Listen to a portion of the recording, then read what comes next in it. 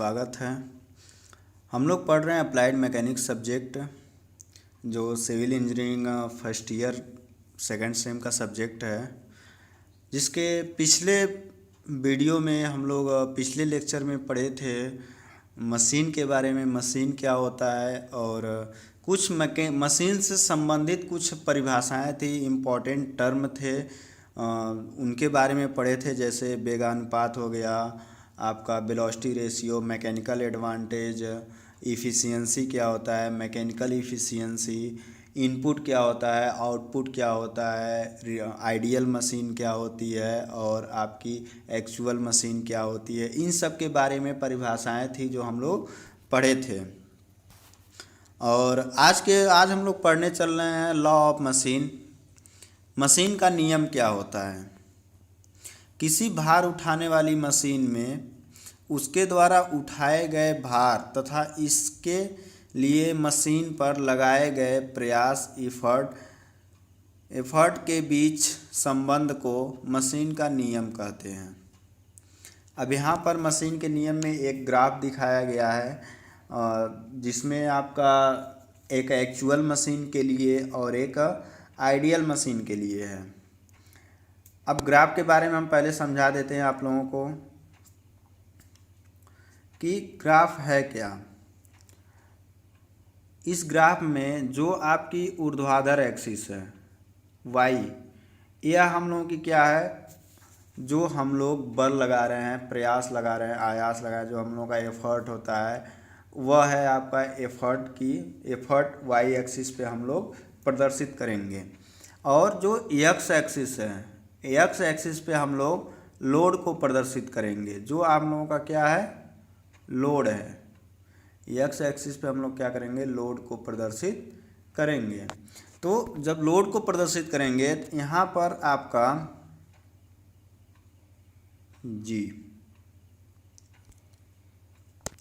तो यहाँ पर एक आइडियल मशीन के लिए, फॉर आइडियल मशीन के लिए जो हम लोगों का ग्राफ प्राप्त होता है, वह यह ओ बिंदु से यह सीधी रेखा में ग्राफ प्राप्त होता है, जो हमारी आइडियल मशीन के लिए होता है। आइडियल मशीन का इसे हम लोग कहते हैं पीडब्ल्यू ग्राफ।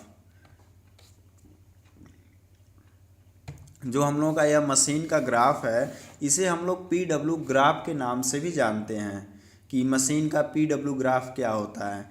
यह हम लोगों का हो गया एक्चुअल मशीन के लिए, क्या बोलते हैं, आइडियल मशीन के लिए। इसके बाद जो हम लोगों का एक्चुअल मशीन के लिए जो ग्राफ प्राप्त होता है, यह आपका ओ से ए तक का जो यह गैप है, जो आपका सी है, यह एक कांस्टेंट वैल्यू होता है। तो ओ से ए तक के सी के बाद यहाँ से जो हम लोगों का यह ग्राफ स्टार्ट होता है, वह अल्फ़ा एंगल पे होता है। अल्फ़ा एंगल पर यह आपकी एक रेखा प्राप्त होती है, सीधी रेखा, सरल रेखा, जो आपकी एक्चुअल मशीन के लिए होती है। इसे हम लोग कहते हैं एक्चुअल पीडब्ल्यू ग्राफ। अब जो हम लोगों का भार है, यहाँ पे भार हम लोगों का कुछ और है, यहाँ पे कुछ और है, यहाँ पर कुछ और है, यहाँ पर कुछ और है, और जहाँ पर हम लोग यहाँ भार ले रखे हैं, यहाँ पे हम लोगों का भार कुछ और है। अलग अलग पॉइंटों पे अलग अलग हमारे क्या हैं, भार हैं। उसके लिए हमारा कितना एफर्ट लग रहा है, यह हम लोगों का निकाला गया है। वाई एक्सिस पे है और डब्ल्यू क्या है, एक्स एक्सिस पे है। तो जो हम लोगों का जो लास्ट पॉइंट जिस पे हम लोग निकाले हैं, ग्राफ के लिए कैलकुलेशन किए हैं, ग्राफ को हम लोग बनाए हैं, वह हम लोग W1 भार के लिए बनाए हैं। W1 भार के लिए जो हमारी सीधी रेखा जा रही है, वह एक्स एक्सिस को हम लोगों का एन पे क्रॉस कर रहा है, और जो हमारी आइडियल मशीन के लिए जो लाइनिंग है, सरल रेखा है, पीडब्ल्यू ग्राफ है, उसको क्या कहाँ क्रॉस कर रहा है, एम पर। और जो एक्चुअल मशीन की हमारी पीडब्ल्यू ग्राफ है, वह कहाँ पर क्रॉस कर रहा है, एल पर। कहाँ पर क्रॉस कर रहा है, एल पर क्रॉस कर रहा है। तो जो एक्चुअल मशीन की जो हमारी इक्वेशन होती है, वह P = M capital W plus C होती है। जो कैपिटल W आपका भार है, लेकिन जो स्मॉल m है, वह होती है रेखा की प्रवणता या रेखा की ढाल। जो हमारी एक्चुअल मशीन के लिए पीडब्ल्यू ग्राफ है, इसकी जो यह ढाल है, इसी ढाल को हम लोग कहते हैं यम। वही होती है हमारी रेखा की प्रवणता या लाइन ऑफ स्लोप, रेखा की ढाल, उसे हम लोग यम से प्रदर्शित करते हैं। अब यह तो आप समझ गए। अब इसमें जो है कि हमारी टोटल एक्चुअल मशीन के लिए हम लोगों का जो एनर्जी वेस्ट हुआ, जो हम लोगों का प्रयास लगा, वो क्या लगा, कैपिटल पी लगा। और हम लोगों का आइडियल मशीन के लिए कितना लगा, पी कैपिटल P2 लगा। तो हम लोगों का जो वेस्ट एनर्जी हुआ फ्रिक्शन में या फिर उष्मा में, तो वो आपकी कितनी वेस्ट हुई, capital P minus small p equal to capital P1। जो कैपिटल P1 हम लोगों का या L से M है, L से M जो आपके बीच का गैप है, जो डिस्टेंस है, इसका जो मान आएगा वो हम लोगों का क्या हो रहा है, घर्षण में एनर्जी वेस्ट हो रही है या आपकी उष्मा में एनर्जी वेस्ट हो रही है, इनपुट एनर्जी। ठीक है। तो मशीन के लिए आपको ग्राफ का कोई डेरिवेशन या जो आपका फार्मूला आया है P equal to small m W plus C small c, तो यह आपका डेरिवेशन यहाँ पर, बस आपको इस डेरिवेशन के इस फार्मूले के बारे में जानना है। यहाँ पर आपको डेरिवेशन नहीं है। या जब आप हायर लेवल हायर क्लासेस में जाएंगे या आप मैकेनिकल से पढ़ रहे हैं, तो उसमें आपकी एक बुक है मैकेनिकल के नाम से बुक ही है, तो उसमें आप इसके डेरिवेशन के बारे में, इस यह कहाँ से उत्पन्न हुआ है या जानेंगे। बस यहाँ पर हम लोगों को इस फार्मूले के बारे में जानना है और इस फार्मूले का हम लोगों को क्या करना है, उपयोग करना है। तो हम लोग आगे चलते हैं। किसी मशीन के VR वेलोसिटी रेशियो को स्थिर मानकर प्रयास P को y अक्ष पे तथा भार को x अक्ष पर लेकर एक ग्राफ खींचने पर एक सरल रेखीय समीकरण प्राप्त होता है, जो आपका P equal to small m W plus C है। ठीक। अब अगला टॉपिक है आपका किसी मशीन के यांत्रिक लाभ, वेगानुपात तथा दक्षता में संबंध, रिलेशन बिटवीन m में mechanical advantage, VR velocity ratio and efficiency of A machine. तो सबसे पहले हम लोग निकाल रहे हैं, क्योंकि पहले फॉर एक्चुअल मशीन, वास्तविक मशीन के लिए हम लोग निकाल रहे हैं। यदि यह हम लोग आइडियल मशीन के लिए निकालते हैं, तो उसमें जो यांत्रिक लाभ और वेगानुपात है, दोनों आपका क्या हो जाएगा, इक्वल हो जाएगा और इफ़िशियंसी आपकी 100% हो जाएगी। तो वहाँ पे जितना हम लोग इनपुट देंगे उतना हमको आउटपुट प्राप्त हो जाएगा, जैसा हमने पिछले लेक्चर में बताया कि आइडियल मशीन में क्या होता है। तो हम लोग जो यह संबंध निकालेंगे मैकेनिकल एडवांटेज, वेलोसिटी रेशियो और इफ़िशियंसी का, तो किस मशीन के लिए निकालेंगे, एक्चुअल मशीन के लिए हम लोग निकालेंगे। तो आउटपुट वर्क आपका क्या होगा, एक्चुअल मशीन का आउटपुट एनर्जी क्या होगा, इनपुट एनर्जी माइनस घर्षण आदि में व्यर्थ हुआ कार्य। तो आपका अगर जो कार्य के लिए निकालेंगे एनर्जी आपका होगा, तो output energy equal to input energy minus घर्षण आदि में खर्च हुआ एनर्जी उष्मा, या आपका output work equal to output work हमारा कितना, आउटपुट वर्क हमको कितना मिल रहा है, जितना हमने उसको इनपुट दिया, इनपुट वर्क माइनस घर्षण आदि में खर्च हुआ कार्य, मतलब जो उनके पार्ट्स के मध्य जो घर्षण उत्पन्न होता है उसमें कितना खर्च हुआ। तो यहाँ पे दक्षता इक्वल टू क्या हो जाएगा, output work upon input work. तो नीटा equal to capital WX upon PY। WX जो हम लोग आउटपुट एनर्जी है और PY जो हम लोग इनपुट एनर्जी है। ठीक है। तो यहाँ से हम लोग निकाल लेंगे W/P इक्वल टू क्या हो जाएगा, नीटा, और ये जो हम लोग का यहाँ पर है X अपान Y, तो बराबर के दूसरी तरफ जाएगा तो यह क्या हो जाएगा, Y अपान X इंटू में। तो यहाँ से हम लोग को संबंध क्या मिल गया, यांत्रिक लाभ W/P इक्वल टू दक्षता नीटा इंटू वेगानुपात Y अपान X, या हम लोग कह सकते हैं mechanical advantage M A equal to efficiency नीटा इंटू वेगानुपात V R, velocity ratio.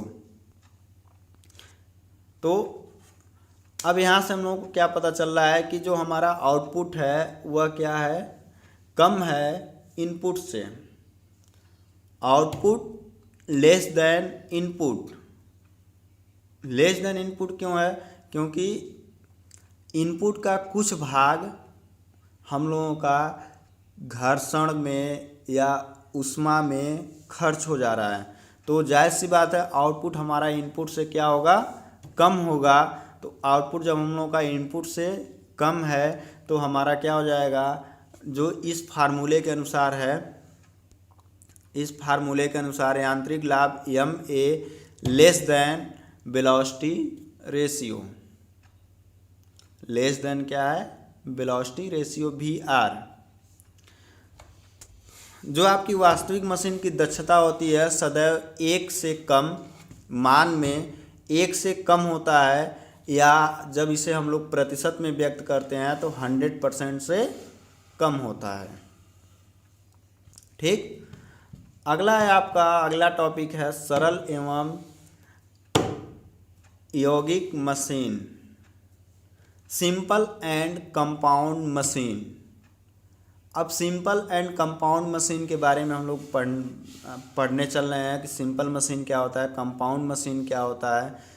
Simple machine क्या होता है, एक सरल मशीन में एक प्रयास लगाने वाला बिंदु तथा एक ही भार उठाने वाला बिंदु होता है। मतलब कि सरल मशीन क्या है, जिसमें एक ही बिंदु पर हम लोग एफर्ट लगा सकें और एक ही बिंदु से भार को उठाया जा सके, लोड को हम लोग लिफ्ट कर सकें, तो ऐसे मशीनों को हम लोग क्या कहते हैं, सिंपल मशीन कहते हैं। इसका यंत्र विन्यास भी सरल होता है, जैसे हम लोग लीवर हो गया, स्क्रू जैक हो गया इत्यादि, ये सब हमारी क्या होती हैं, सिंपल मशीनें होती हैं। संयुक्त मशीनें क्या हुआ, संयुक्त मशीन, कंपाउंड मशीन। तो एक संयुक्त मशीन एक जटिल मशीन है जिसमें एफर्ट लगाने तथा लोड उठाने वाले पॉइंट 1 से अधिक होते हैं, पॉइंट 1 से अधिक होते हैं, या हम लोग इसको दूसरी भाषा में यह कह सकते हैं कि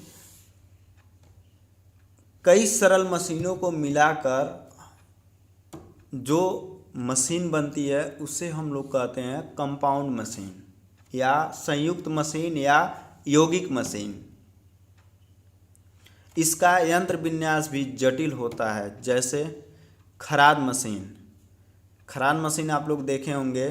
खराद मशीन में क्या है, उसकी जो संरचना होती है वह क्या होती है, एक कॉम्प्लिकेटेड होता है, उसमें कितने छोटे छोटे पार्ट लगे होते हैं, कई सारे सिंपल मशीनों को जोड़कर बनाया जाता है।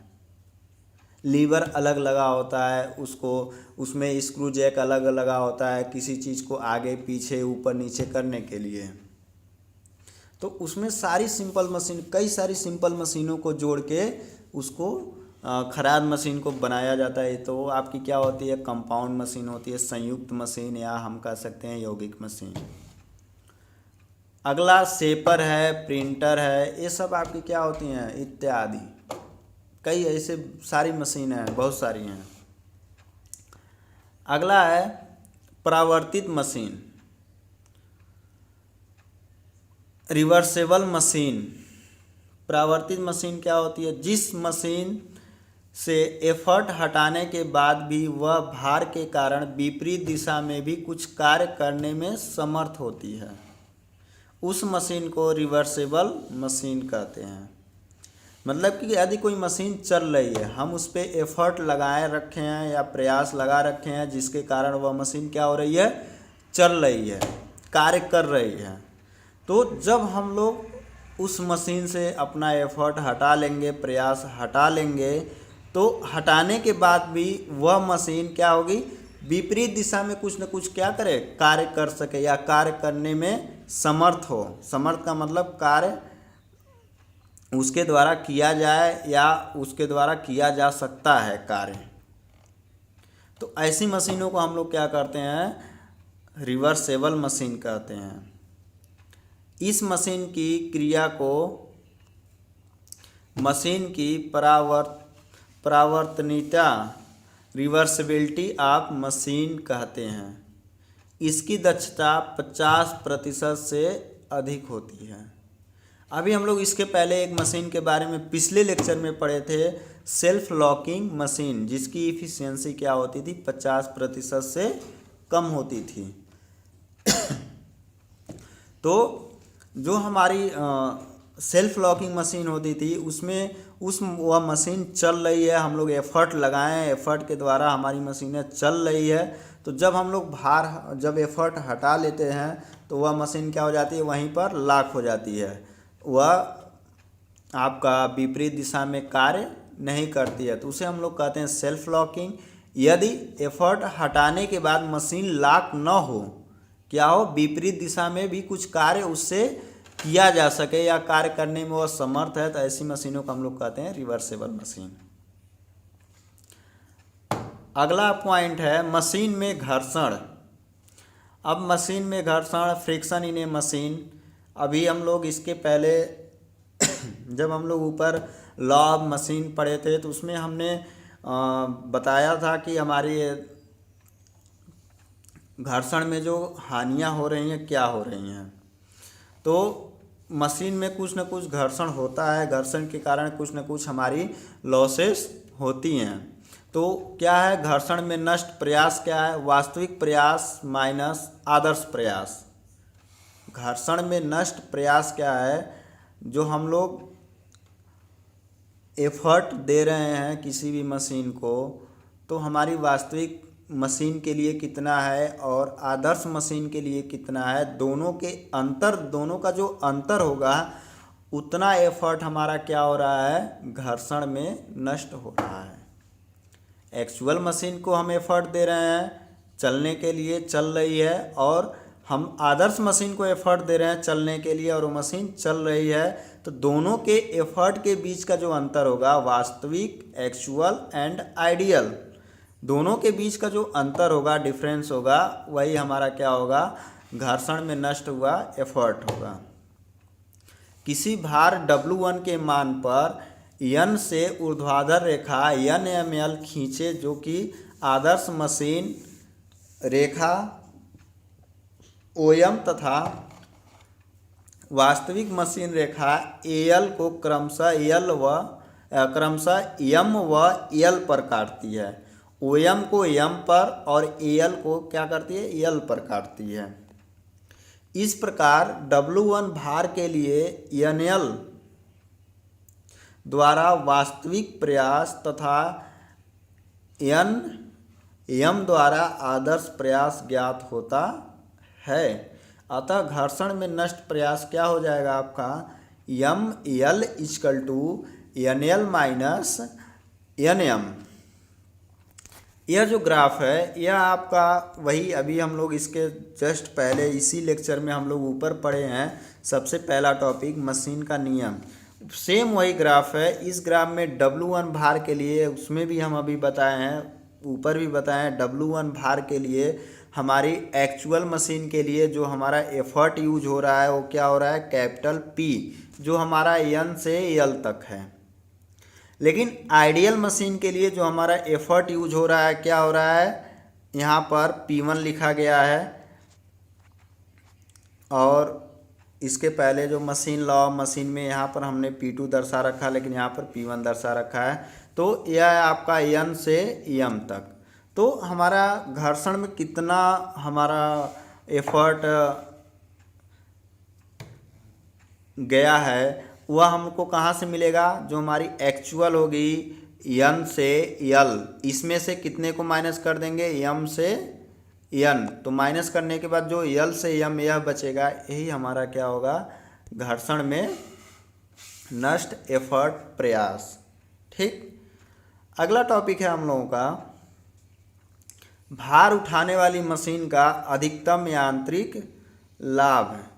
जो हम लोगों की भार उठाने वाली मशीन होती है उसका हम लोगों का मैक्सिमम मैकेनिकल एडवांटेज कितना होगा वह हम लोग देखेंगे। आप फार्मूला जानते हैं मैकेनिकल एडवांटेज का क्या होता है, उठाया गया भार, कितना हम भार लिफ्ट कर रहे हैं वह कैपिटल डब्लू है, अपान लगाया गया प्रयास, हम कितना एफर्ट लगा रहे हैं कैपिटल पी, यही अनुपात हमारा क्या होता है, डब्लू बाई पी का जो अनुपात होता है वो हमारा होता है मैकेनिकल एडवांटेज एम ए। तो एम ए मैक्सिमम आपका क्या होगा, डब्लू बाई पी हो गया। तो पी का हम लोग जो मान रखेंगे वह मशीन के नियम से, लॉ ऑफ मशीन से, P equal to small M capital W plus small C से पी का मान रख देंगे। तो यहाँ पर हम लोग पी का मान रख दिए एम कैपिटल डब्लू प्लस सी, नीचे से कैपिटल डब्लू कॉमन ले लेंगे तो यह क्या बचेगा, ऊपर कैपिटल डब्लू नीचे कैपिटल डब्लू कोष्टक में एम प्लस सी अपान कैपिटल डब्लू कोष्टक बंद। तो डब्लू से डब्लू कैंसिल हो जाएगा तो क्या बचेगा हम लोग का 1 upon M plus C by W. जो सी बाई डब्लू है इसका मान असल में यह लगभग 0 के बराबर होता है। क्यों? क्योंकि जो हम लोग का डब्लू है, जो भार है, किसी मशीन के द्वारा कम बल लगाकर बहुत ज़्यादा भार को हम लोग क्या करते हैं, ज़्यादा से ज़्यादा भार को उठाते हैं। तो यदि भार का मान ज़्यादा है तो सी का मान हमारा कम होता है, तो उसमें जब हम लोग भाग देते हैं तो यह 0.0 समथिंग कुछ में आता है। तो इसीलिए हम लोग इसको क्या मान लेते हैं, 0 के बराबर या नगण्य मान लेते हैं, लगभग शून्य मान लेते हैं। तो यह पद जब आपका शून्य हो जाएगा तो हम लोग का बचेगा क्या, mechanical advantage maximum equal to क्या बचेगा, 1 अपान एम, क्या बचेगा 1 अपान स्मॉल एम। तो इससे क्या पता चला कि जो हम लोगों की भार उठाने वाली मशीनें हैं, तो भार उठाने वाली मशीनें हमारी क्या होती है, एक्चुअल मशीन होती है, वास्तविक मशीन होती है, उसका हमारा मैक्सिमम मैकेनिकल एडवांटेज कितना हो सकता है, 1 अपान एम। जो हमारी पी डब्ल्यू ग्राफ है, पी डब्ल्यू रेखा होती है जो ग्राफ में, उसकी जो रेखा की ढाल है, प्रवणता है, उसके 1 अपान एम के बराबर होता है। ठीक, प्रवणता को हम लोग एम से डिनोट करते हैं। दूसरा अगला टॉपिक है आपका भार उठाने वाली मशीन की अधिकतम दक्षता, maximum efficiency of A lifting machine. Maximum किसी लिफ्टिंग मशीन की दक्षता कितनी हो सकती है, वह आपका कितना हो सकता है, आप जानते हैं दक्षता नीटा इक्वल टू यांत्रिक लाभ अपान वेगानुपात। यांत्रिक लाभ क्या होता है, डब्लू बाई पी होता है। यांत्रिक लाभ क्या होता है, डब्लू बाई पी अपान वेगानुपात। पी की जगह हम लोग मशीन के नियम से एम डब्लू प्लस सी रख देंगे इंटू वी आर। तो यहाँ पर भी वही चीज़ है, यहाँ से हम लोग डब्लू कॉमन लेंगे तो क्या हो जाएगा, capital W upon capital W M minus C M plus capital C M plus small C upon capital W into V R. तो डब्लू से डब्लू आपका कैंसिल हो जाएगा, तो यहाँ पर क्या बचेगा, 1 अपान कोष्टक में M plus small C by capital W कोष्टक बंद इंटू वी आर। डब्लू से डब्लू आपका कैंसिल हो जाएगा, तो यहाँ पर भी डब्लू का मान, क्योंकि किसी भी मशीन के द्वारा कम बल लगाकर ज़्यादा से ज़्यादा भार को उठाते हैं, तो यहाँ पर भी भार ज़्यादा होगा तो मान ज़्यादा होगा। तो किसी भी सी का मान कम होता है तो उसमें भाग देंगे, 0 पॉइंट समथिंग 0 करके आता है, तो वह हम लोग क्या मान लेते हैं, लगभग शून्य मान लेते हैं। तो शून्य मान लेंगे तो आपका मैक्सिमम दक्षता नीटा इक्वल टू क्या हो जाएगा, नीटा maximum equal to 1 upon M into V R velocity ratio. यह आपका फार्मूला हो गया। ठीक है।